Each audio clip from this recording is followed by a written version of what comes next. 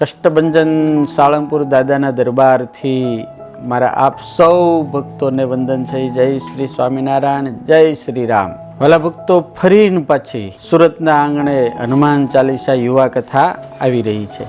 આપણે ગયા વર્ષે ભવ્યાતિ ભવ્ય દિવ્યાતિ દિવ્ય હનુમાન ચાલીસા યુવા કથા કરી હજારો અને લાખો ભક્તો એનો લાભ લીધો. ફરીને પાછી 28 ડિસેમ્બરથી 3 જાન્યુઆરી સુધી ભવ્યાતિ ભવ્ય હનુમાન ચાલીસા યુવા કથાનું ફરીને પાછું સુરતના આંગણે આયોજન કરવામાં આવ્યું છે. મારી તમામ ધર્મપ્રેમી જનતાઓને વિનંતી છે, હનુમાનજી તો સર્વના છે અને દાદા જેનું કામ કરે તુમ રક્ષક કાહુ કો ડરના, એવા હનુમાનજીના માધ્યમથી આપણે આપણા જીવનને ફરીને પાછું નવીન ઉર્જાવાન અને નિર્વ્યસની બનાવવા અને ફરીને પાછું ઉત્સાહી બનાવવા માટે દાદાના ચરિત્રનું માધ્યમ આ યુવા કથા બનશે.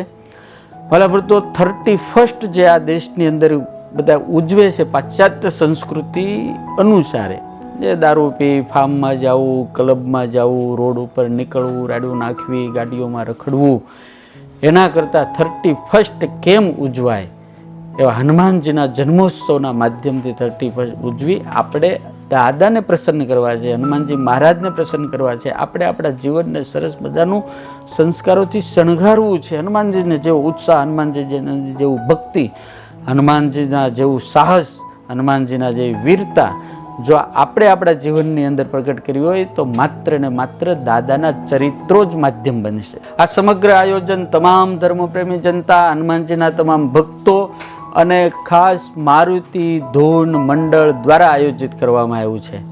આ મારુતિ ધૂન મંડળનું કામ બહુ અદ્ભુત છે, દિવ્ય છે, સામાજિક પણ બહુ સરસ મજાના કામ કરે છે અને જ્યાં લોકો બોલાવે ત્યાં કડતાલું વગાડી અને ભગવાનને, હનુમાનજી મહારાજને પ્રસન્ન કરવાનું કામ કરે છે, લોકોના આંસુડા લૂસવાનું કામ કરે છે. તો આપણે બધાએ સાથે મળી અને આયોજન કરવાનું છે. આ આયોજન કોઈ એક વ્યક્તિનું નથી, પણ મારુતિ ધૂન મંડળ એનું લીડ કરે છે.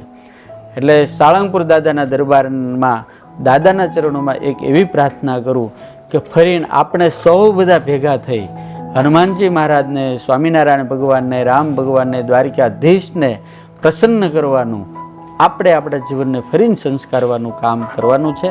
તો આવો સૌ સાથે મળીને હનુમંત કાર્ય કરીએ અને હનુમાન ચાલીસા યુવા કથાની અંદર અત્યારથી જ જોડાઈએ. મન, કર્મ, વચને કરીને તન, મન, ધનથી સર્વ રીતે દાદાને અર્પણ થઈ અને આ કાર્યમાં જોડાઈએ.